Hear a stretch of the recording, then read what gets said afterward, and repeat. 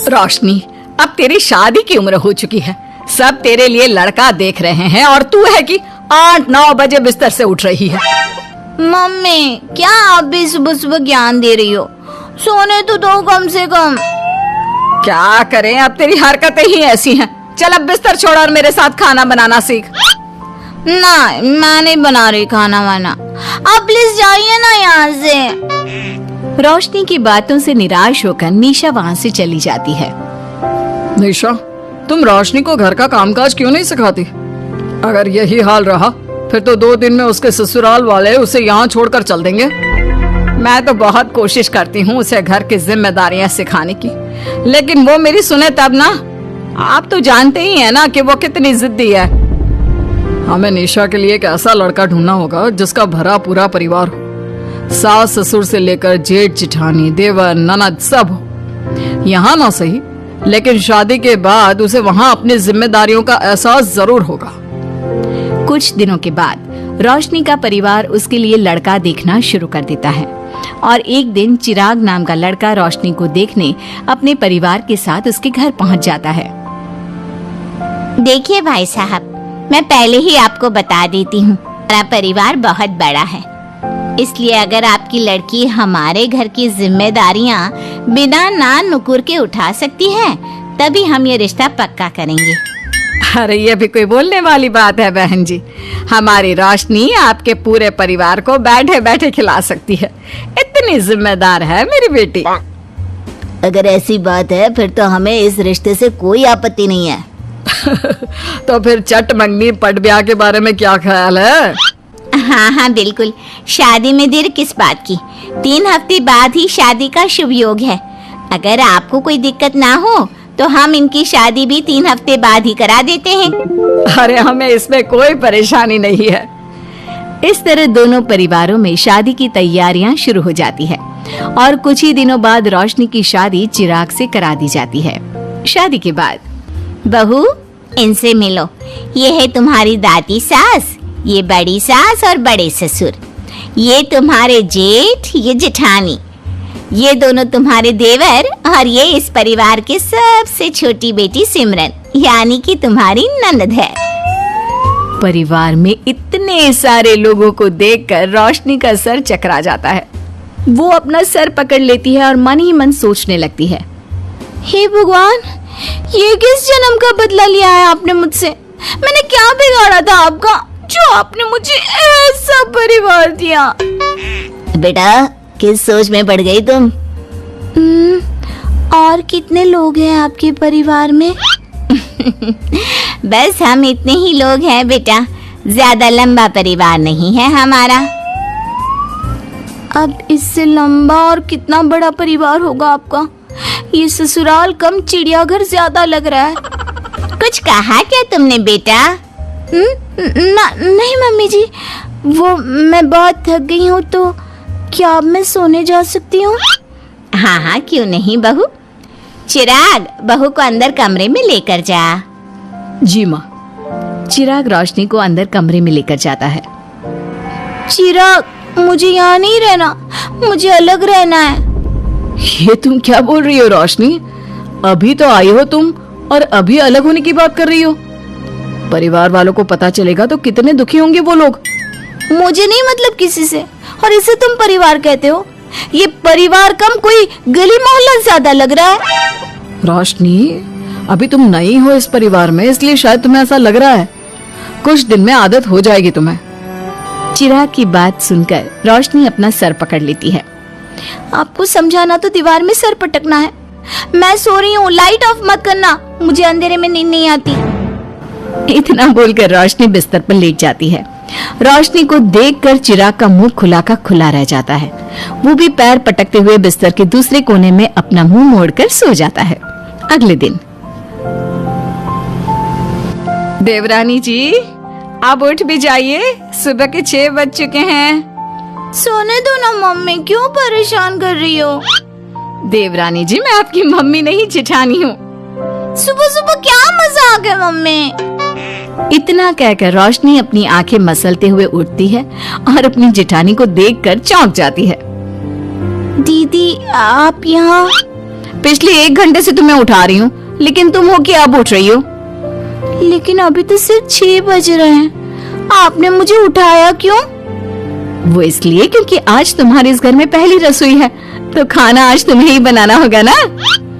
क्या मुझे पूरे मोहल्ले के लिए खाना बनाना पड़ेगा? नहीं रोशनी, तुम्हें पूरे मोहल्ले के लिए नहीं, सिर्फ परिवार के लोगों के लिए ही खाना बनाना है। आपका परिवार किसी मोहल्ले से कम है क्या? कुछ कहा क्या तुमने? हाँ नहीं दीदी, आप चलिए, मैं अभी फ्रेश होकर आती हूँ।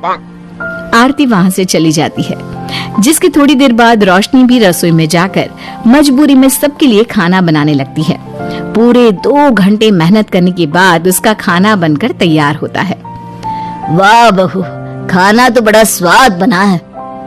सच में बहू, तुमने भले ही बहुत देर लगाई खाना बनाने में, लेकिन खाना बहुत स्वादिष्ट बना है। आपके हाथों में तो जादू है देवरानी जी। मैं तो कहती हूँ अब से रोज आप ही खाना बनाया कीजिए, क्यों मम्मी जी? हाँ हाँ बेटा, बिल्कुल ठीक कहा तुमने। रोशनी, आज से रोज तुम ही खाना बनाना। ये सुनकर रोशनी चौंक जाती है। खाना खाने के बाद सभी लोग रोशनी को शगुन का नेक देते हैं और फिर अपने अपने रूम में चले जाते हैं। क्या यार रोशनी, इतना टेस्टी खाना बनाना जरूरी था क्या? अब फंस गई ना तू। ये सब माँ पापा की वजह से हो रहा है, उनके कारण मुझे ये सब झेलना पड़ रहा है। रोशनी गुस्से में अपने रूम में जाती है और अपनी माँ को फोन मिलाती है। मम्मी, मैं आपको कभी माफ नहीं करूंगी। आपने जानबूझकर मुझे इतने बड़े परिवार में भेजा है, जहाँ मुझे सांस लेने की भी फुर्सत नहीं है। हमने ये सब इसलिए किया ताकि तू अपनी जिम्मेदारियां निभाना सीखे। अब मायके की तरह ससुराल में भी अपनी जिम्मेदारियों से मुंह मत मोड़ लेना। मुझे नहीं रहना माँ यहाँ। इस घर में जितने लोग हैं, उतने तो हमारे गली मोहल्ले में भी नहीं थे। माँ, मैं आपसे आपकी सारी बातें मानूंगी, पर प्लीज मुझे यहाँ से ले जाइए। बिल्कुल नहीं, अब से वही तेरा सब कुछ है। वहाँ से भागने के बजाय अपनी जिम्मेदारियां पूरी करना सीख, इससे हमें भी थोड़ी खुशी मिल जाएगी। माँ की बातों से निराश होकर रोशनी फोन काट देती है, जिसके बाद उसकी नजर नेक में मिले पैसों पर पड़ती है और वो फटाफट से बिस्तर पर बैठकर पैसे गिनना शुरू कर देती है। अरे वाह, ये तो पूरे 25,000 रुपए हैं। किसी ने भी 5100 से कम का नेक नहीं दिया। चलो अच्छा है, कुछ तो फायदा हुआ इतने बड़े परिवार में शादी करने का।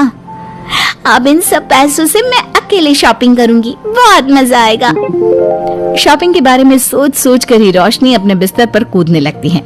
उसे बिस्तर पर कूदता देख सभी लोग चौंक जाते हैं। भाभी, आप ऐसे क्यों उछल रही हो? छोटी बच्ची हो क्या? अपनी ननद की बात सुनकर रोशनी का मुंह खुला का खुला रह जाता है। थोड़ी देर बाद रोशनी घर में बिना बताए शॉपिंग के लिए निकल जाती है और शगुन में मिले पूरे पैसों को शॉपिंग में उड़ा देती है। शाम में देवरानी जी, कहाँ गई थी आप? जानते हैं सब आपके लिए कितना परेशान हो गए थे। कम से कम आपको बताकर तो जाना चाहिए था ना। सॉरी दीदी, मैं आप लोगों को बताना भूल गई। वैसे इतने सारे बैग किस चीज के हैं? तुम शॉपिंग करने गई थी क्या? हाँ दीदी, वो आज नेक में इतने सारे पैसे मिले थे ना, तो मैंने सोचा क्यों ना मैं उन पैसों की शॉपिंग ही कर लूं। अरे वाह, ये तो बहुत अच्छा सोचा तुमने। मम्मी, पापा, सिमरन, देवर जी, सब बाहर आइए। देखिए रोशनी हम सब के लिए क्या लाई है। रोशनी कुछ समझती उससे पहले ही वहाँ सब लोग आ जाते हैं। क्या हुआ आरती बहू, क्यों चिल्ला रही हो? अरे देखिए ना माँ, रोशनी हमारे लिए शॉपिंग करके आई है। वो देखिए, रोशनी हम सब के लिए कितने कपड़े लेकर आई है। आरती की बात सुनकर रोशनी के पैरों तले जमीन खिसक जाती है। उसके मुंह से एक शब्द तक नहीं निकलता। सच में भाभी, आप कितनी अच्छी हो। बेटा, हम सबके लिए तुझे खरीदारी करने की क्या जरूरत थी? अभी तेरी नई नई शादी हुई है, तुझे अपने लिए लेना चाहिए था ना। एक काम कर, ये सारे कपड़े तू ही रख ले, किसी को कुछ देने की जरूरत नहीं है। चलो, कोई तो समझदार है इस घर में। वाह भाभी, कितनी सुंदर ड्रेस है। ये शॉर्ट ड्रेस मुझे पता है आप मेरे लिए ही लाए होंगे, है ना? इसे मैं रख लेती हूँ।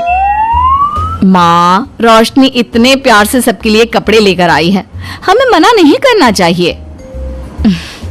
तू सही बोल रही है बेटा, उसका मन रखने के लिए मैं ले लेती हूँ 1-2 साड़ियाँ। रोशनी झूठी मुस्कान लिए खड़े होकर सब देखती रहती है। देखते ही देखते उसके लाए सारे कपड़े घर वाले आपस में बांट लेते हैं और अब सिर्फ एक रुमाल को छोड़कर उसके पास कुछ नहीं बचता। अब ये रुमाल भी क्यों छोड़ा, इसे भी ले ही लेते। इतने में ही सिमरन रोशनी को आवाज देती है। भाभी, वो गलती से रुमाल रह गया है, क्या वो मुझे मिल सकता है? रोशनी वो रुमाल भी सिमरन को दे देती है। इतनी मेहनत से मैंने ये सब कुछ लिया था, लेकिन इन लोगों से मेरी खुशी बर्दाश्त नहीं हुई, कुछ भी नहीं छोड़ा। थोड़ी देर बाद रोशनी का पति भी वहां आ जाता है। मैंने सुना है आज तुमने सभी के लिए खरीदारी की है, तुम मेरे लिए कुछ लेकर नहीं आई? बस फिर क्या था, इतना सुनते ही रोशनी का पारा हाई हो जाता है और वो चिराग को घूरने लगती है जिससे चिराग डर के मारे वहां से खिसक जाता है। हाय रे, फूटी किस्मत मेरी, जो ये जॉइंट फैमिली मेरे मत्थे चढ़ी।